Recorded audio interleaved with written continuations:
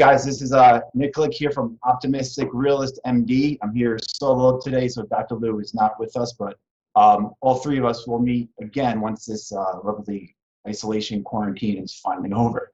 So this is my sister, Kristy Link, or Kristy Patillo, as you should say, because she recently got married. So congratulations on that once again. Thank you. And we have Kristy here because last episode, Dr. Lou and I were speaking about, exercise, how much is too much stress on the body, especially what's going on now. Everyone's stressed out with this whole, coronavirus. You think it's like there's clouds of it everywhere. And it's like, everyone's vulnerable. So exercise is a really good thing to not only ease the stress, but also keep the immune system nice and working prime. So before we get into that, just, first you want to share how you got into the fitness industry. You got tons of certifications. So if you want to just, share your expertise and why your opinion matters, and there you go. It matters because I say so. Yeah. I've been in the fitness industry as a profession for about 12 years, but I've been working out. I can't remember a time in my life where I wasn't active or not working out. Physically being in a gym, probably in high school once I was able to drive, going to Bally's, but I was always active, dance, gymnastics, sports, Little League, basketball. And I remember asking my gym teachers in high school to show me some things with weights, because at that time, no one really did it anyway in high school or middle school, and never mind girls lifting any types of weights. So there was really nothing accessible at that point. Once I was able to drive, I think I was and Nick and I would go together to Bally's on Route 46 in Clifton, and just do whatever I thought was right. I never had any guidance, but I said, it was always part of my life. So I thankfully can say I don't remember a part of my life where I was really inactive, which is, nice to be able to say that. I first started teaching yoga. I got my yoga certification, my ERYT, which is an experienced registered yoga teacher at the 200 level. I also have a Yin Yoga certification and a Restorative Yoga certification. So those are just different kind of angles of yoga. I got into CrossFit through someone I was dating at the time, and another made of opening a gym. The gym's been open. I own the Hoboken location solely now, and it's been open for 7 years. First location, which my partner owns now, has been going on 10 years. So we're kind of the first CrossFits to open up when CrossFit became a little popular. So I have my CrossFit level 1, I have CrossFit mobility, CrossFit kids. I was gonna make a list of my certifications, and I forgot to do that. Definitely something that I've learned in this industry is that it doesn't matter how many certifications you have. I can give you a list of 30 things that I might have, but if I can't translate it to you, then they're not really worth anything. So some of the best teachers out there necessarily don't have all the certifications. On the opposite side, some of the worst teachers out there have all the certifications. So it really comes down to Let me just jump in there. I have to say that particularly you're a CrossFit gym. The coaches are great. Everyone's always watching the form, and there's you and I would always speak. It's so easy to open up a CrossFit gym that so many people do it, and they have these certifications, but they're not watching technique and the mechanics of people, and it's people are getting hurt, and that's why some people have a negative connotation with CrossFit because of that. But it's like you said, we even have some coaches who just have a single certification and they're amazing, and that's why there's really low injury rate at your gym. So it's excellent point. Yeah, and I don't necessarily agree with the CrossFit methodology being able to open a gym just on a certification of a weekend, but and unfortunately that is how CrossFit gets a bad rep, because you have people who aren't highly skilled teaching people how to put really heavy things over their head and move these heavy loads, and they're doing it improperly, and unfortunately they're getting hurt. So CrossFit does get a bad rep in that sense. I'm grateful to have a team of super passionate, talented teachers. They are teachers, and good. I would say almost all of us are OCD when it comes to teaching. Yeah, it's good. Which I'm very grateful for. We take it very seriously. And our athletes know that, and we do have a very low injury rate. And with anything there's risk of injury. Most of the time I would say it's overuse. People doing a little too much without not resting enough. So you and I both have autoimmune diseases. We found out, and we both have thyroid issues. And they're watching your pituitary as well, right? I remember you telling me last time we spoke. Yeah, and I'm not sure. Yeah, it is the whole weird gray area that you and I were talking about. That I don't know if it needs to be watched or. Yeah, so we have like similar conditions going on, though we both suffer from hypothyroid. Has working out helped you in that aspect in dealing with your condition? So me personally, I think that working out too much kind of exacerbated my conditions. Um, when I first got into CrossFit, I worked out very hard all the time. Nobody really knew about balancing your intensity loads. We were just all excited about this new type of workout, and we would just, work out 2, 3 times a day. So my hair started falling out. So, which brought me to an endocrinologist to get tested. Turns out it was nothing wrong. Well, I had alopecia, which was not associated with my thyroid, but because I went to the endocrinologist, they found out I had Hashimoto's as well. My hair grew back, and then literally a year ago fell out again. Since then, it's been better, but I think at that point in my life, I had a lot of stressors in my life, in my home life, and then I was adding too much physically at the gym. So I think at that time was something that brought it out. I still have like tiny spots of alopecia, but not to the extent that it was at. And I could have had the thyroid forever. I don't know, because I was never really that symptomatic. So I don't know how long I had that. But luckily, I went and got tested because of my hair and found out I had the Hashimoto. So in my situation, I think it made it worse, or it might have even brought it out. Yeah. Okay, so let's jump right into that then. And we'll get back to the points before. But so, how much do you think is? I mean, you know me too. It's hard for me to like take a rest day, and I was like working out 2, 3 times a day too. And like even now with all this time, it's like my workout is like part of my routine, and I probably shouldn't, but like today I just did a workout, but it was a light workout because I was sore. But it's like I still feel like I need to do something. But it's just like in your opinion, how much, especially now, do you think would be the ideal amount of time to work out? Boost the immune system, relieve stress, intensity levels, days a week. What do you think? Well, I think I'm going to start off by saying that it's going to be really case specific, and I think it's really important for everyone to evaluate the overall stress level right now. Moving is very good, but I feel like a lot of us have a lot of this nervous energy because of the space that we're in right now. It's, for everyone, it's very uncertain. It's obviously a high stress situation. So, and we have some more time. So I think the first thing people want to go to is like 5 workouts a day, right? Because they have this energy and they have time and they want to work out. I don't necessarily think that's the best thing to do, because I think people might be handling their stress in not exactly, not in the best way they could. Yes, it's good to get your workout in, but it's also good to turn down a little bit. Find something that's a little slower. Read a book, go for a walk, meditate, because you need to tap into your parasympathetic nervous system, and you can't just live in the sympathetic. And because of this high stress environment that we're living in, it's very easy for us to just be on edge and be in that sympathetic all the time. And then we add more workouts to it, and we're just living here, right? And, Nick, as a science guy, you guys know you can't sustain in that state. So we really have to try to quiet ourselves down a little bit now to balance that out.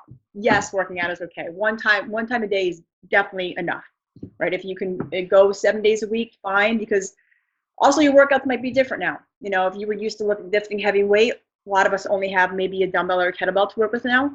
Maybe you can work out 7 days a week. Maybe at the gym you couldn't, because your workouts change a little bit. So I think it's very important to evaluate your situation. What's your, the stressors in the world? What's your stress life at home? Are you homeschooling now? Are your kids home more? Is that stressful? Is your spouse home more? Is that stressful? No right or wrong answer, but just be aware of what other stressors you're dealing with right now, and try to look at that as a whole, and don't add too much more workout stress than like once a day. I'm just trying to balancing those energies and the stress levels. No, it's a good point. And another thing you're talking about too is like living in this sympathetic state all the time, and even now, like I even noticed with my workouts, like I'm dealing with the situation pretty good. I'm I'm really like doing what I can. That's all. I'm trying not to stress about what I hear on the news or just watching news, but I'm still a little higher strung than usual. And I noticed even my workouts, like my heart rate gets higher quicker because of that. So I just really, I mean, you taught me a lot too. I just slow down. Like there's no like, I just focus on form, like, focus on my reps, and like I really don't do anything over 25 minutes because, like we said, that sympathetic nervous system, anything over that, your body starts pumping out cortisol, which, I mean, you guys have probably heard it's the stress hormone that we don't want, and you actually start burning through your muscle to make energy, and then anything after that point, especially with CrossFit at the high intensity, it's counterproductive. So, no, I definitely agree, and yeah, I think slowing down is the biggest key too. Like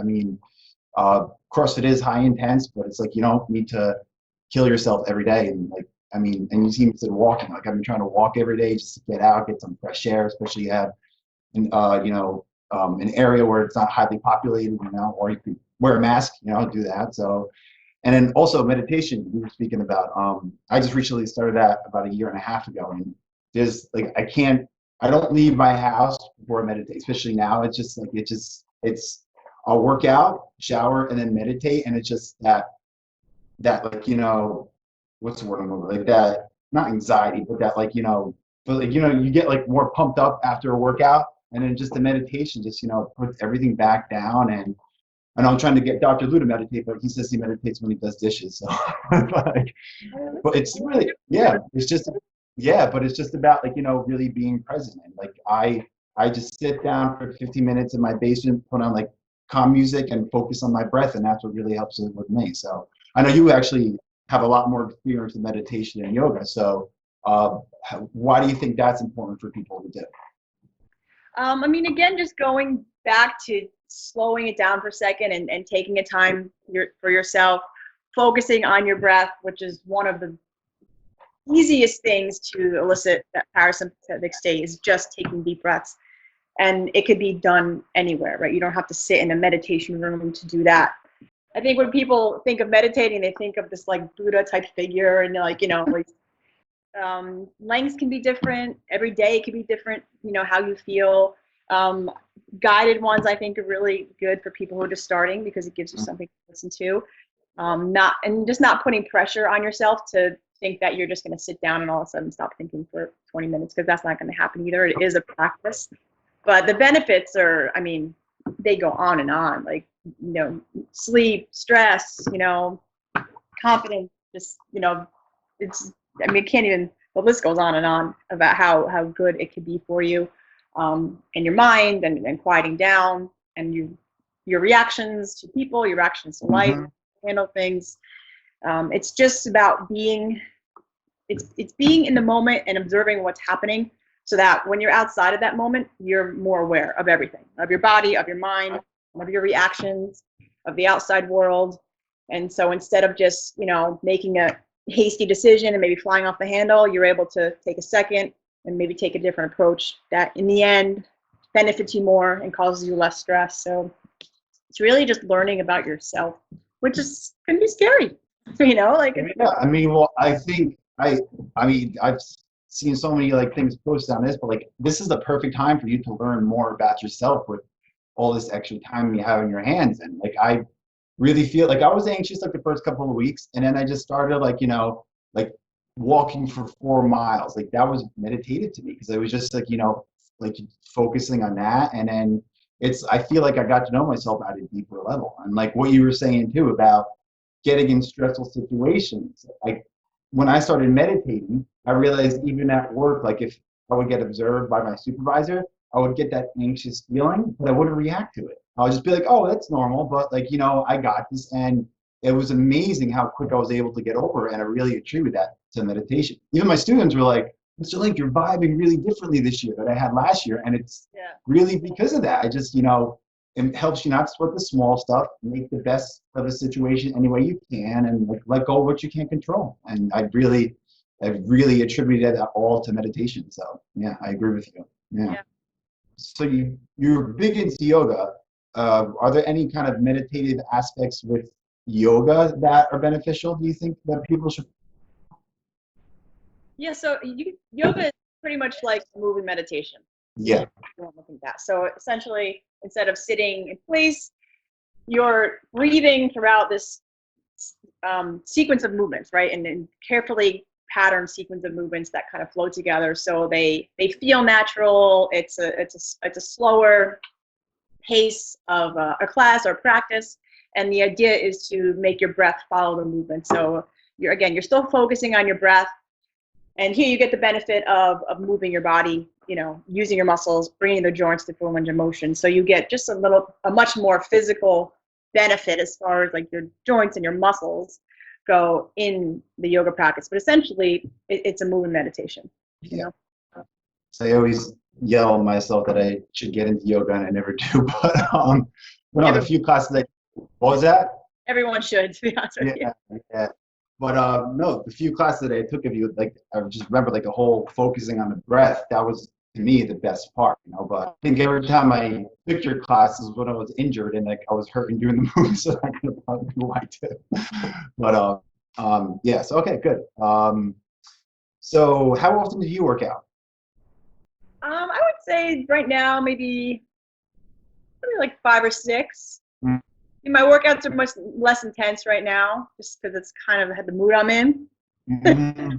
I might even be more towards 6, now, because like I said, I'm just kind of moving a little slower, just because, like I said, that's kind of where my head's at right now. Yeah.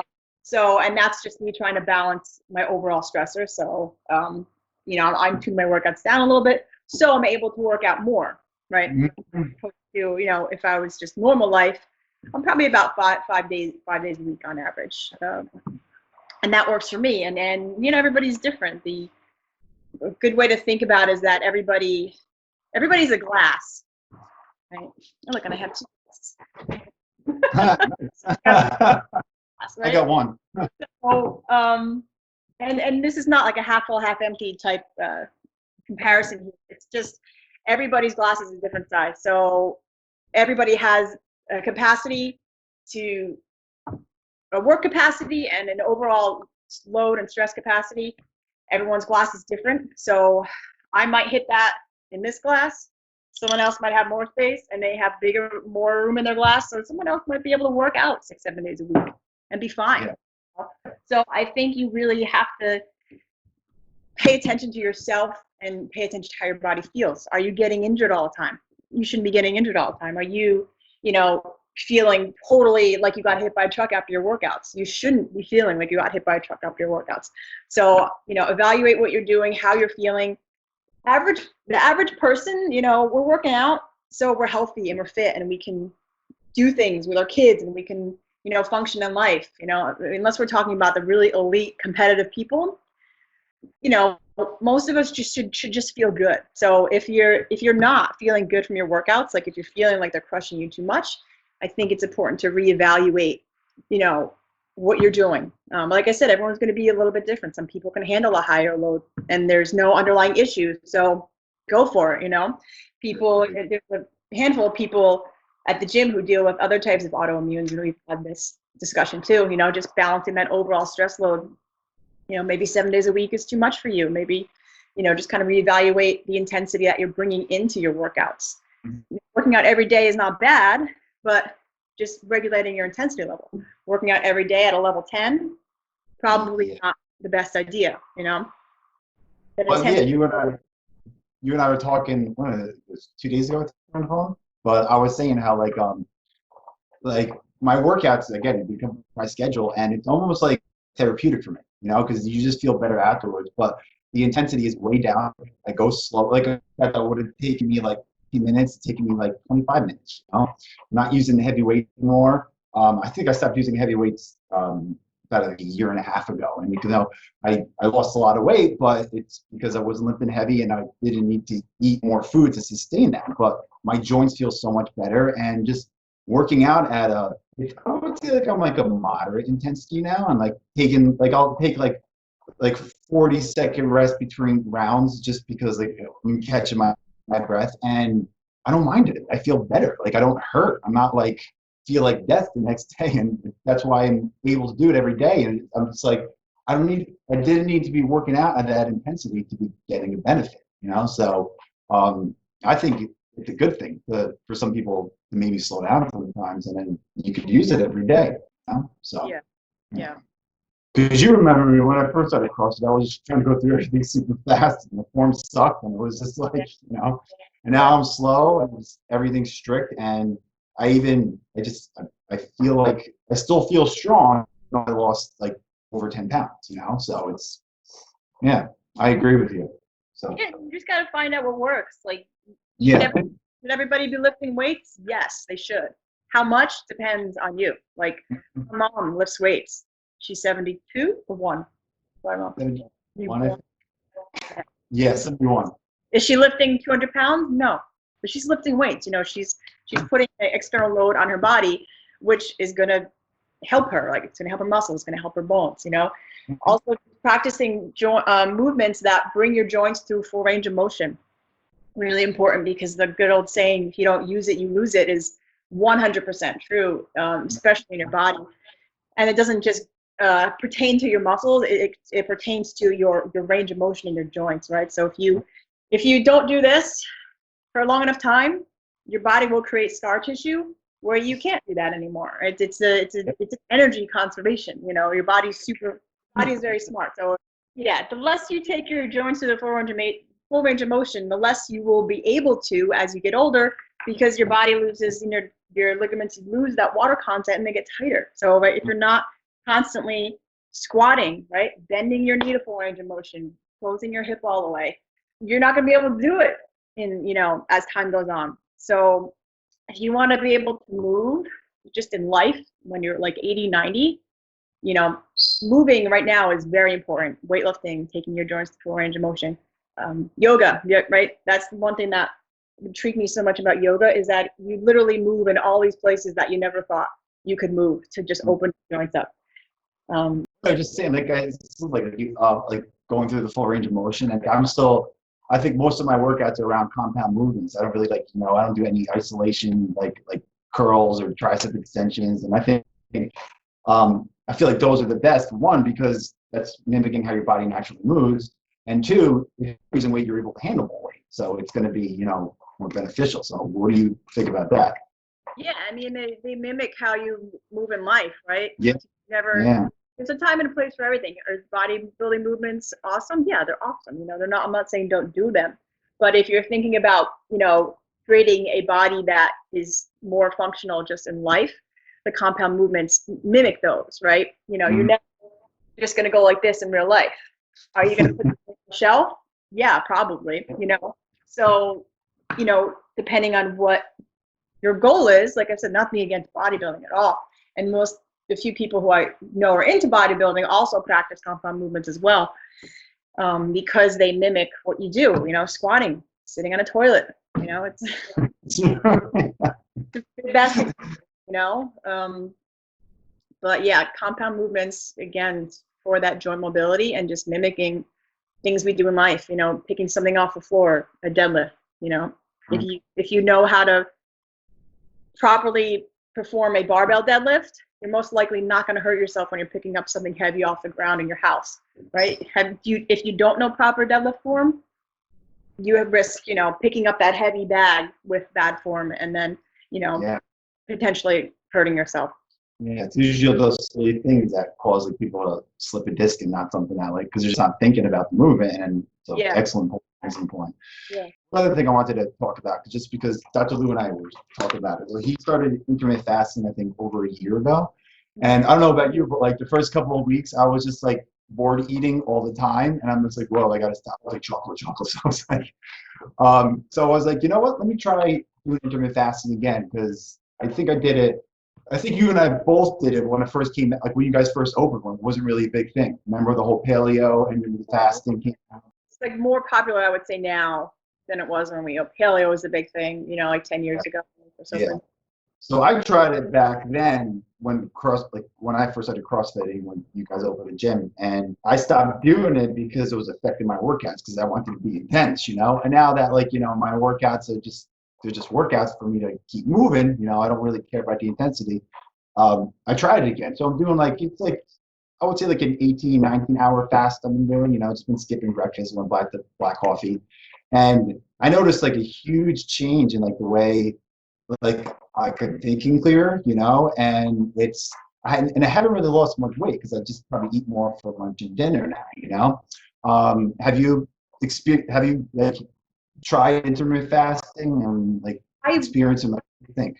Yeah, so I kind of did it inadvertently. Then I was just not that hungry till like 11:30, 12 sometimes. So I didn't necessarily have like that hour window where I calculated it, but there was definitely times where I didn't eat till 12 or 12:30 just because I wasn't hungry. But I recently actually changed because I realized I really wasn't getting enough food in throughout the day because I would eat 2 meals and they weren't that big of meals. So I actually sat with a nutritionist and kind of went over what numbers I should be hitting, just just to maintain, not because I have like any kind of crazy goal, but what should I be hitting for my body weight and my activity level. And I wasn't getting nearly enough food in, and especially protein. So after that, I kind of changed back to just the three meals a day. Hmm. So I noticed a big difference changing to that. And not that I felt bad intermittent fasting, but I felt better going to 3 meals a day because I think I was getting more food in and I was proportioning them out better. So for me, once I changed, I felt a little better energy wise. But again, everybody's different. So I think it's important to try stuff, educate yourself, ask the right people, try it out. Again, always evaluate how you feel, whether it's what you're eating or what you're doing as far as moving. Just evaluate yourself, see how you feel, and educate yourself instead of find the experts, who really know what they're talking about, who you take advice from. And, just touching back what we were talking about, overdoing it in your workouts can decrease the results that you see also. A lot of people work out so hard and they're wondering why they don't have, strength gains or they're not losing weight because sometimes it's too much, it's just too much. So, and then the opposite, sometimes if you're not eating enough, you're going to keep, Yeah. so, and it's hard to think about. I know a couple of, the nutritionists I spoke with, when she meets with people, they can't believe how much she's telling them to eat. But, some eat more sometimes in order to maintain, or if you want to lose, eating the right things, of course. Well, that's the thing, the quality of the calories you're taking in. I mean, like, we know now that it's not calories in, calories out. It's the quality of the food that you're eating. But yeah, it's an interesting fact that like when people eat more, sometimes they actually start to lose weight. I was just doing it because I was like literally like eating chocolate with my coffee like every single morning. I'm like, oh my god, it's so good. So to see if you get a little self-control back. But yes, well, thank you. All right. I'll obviously be in touch, and yeah, that's about it. Thanks. All right. I'll talk to you later. All right. Bye. Bye.